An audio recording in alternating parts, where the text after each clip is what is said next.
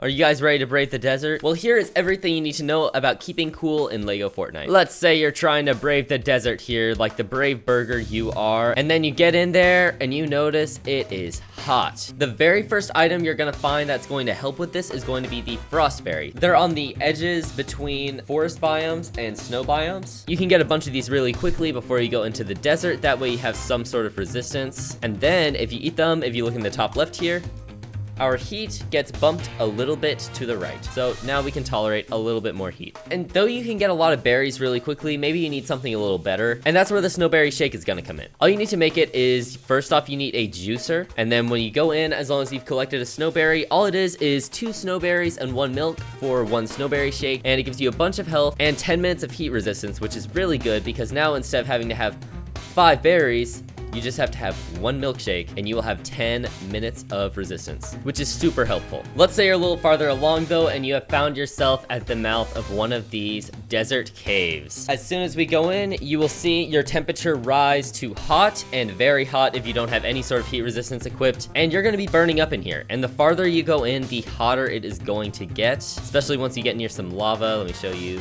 Oh yeah, here we go. I'm standing right next to lava right now. This is about as bad as it's gonna get, and since a frost shake is not near enough to do anything about this, you are going to need to look into getting some Coolheaded Charms. If you don't see this crafting recipe, upgrade your bench until you do. The early game one is going to take some silk thread, marble, and sand shells. And as you can see, here is my meter before I apply any of these. And here's when I apply 1. Here's 2. We're almost good. And with 3 uncommon charms, you're completely good against all heat. Only downside is then you can't have any health charms. So if you're later on into the game, you can go ahead and get some of these rare ones, which are a lot more effective.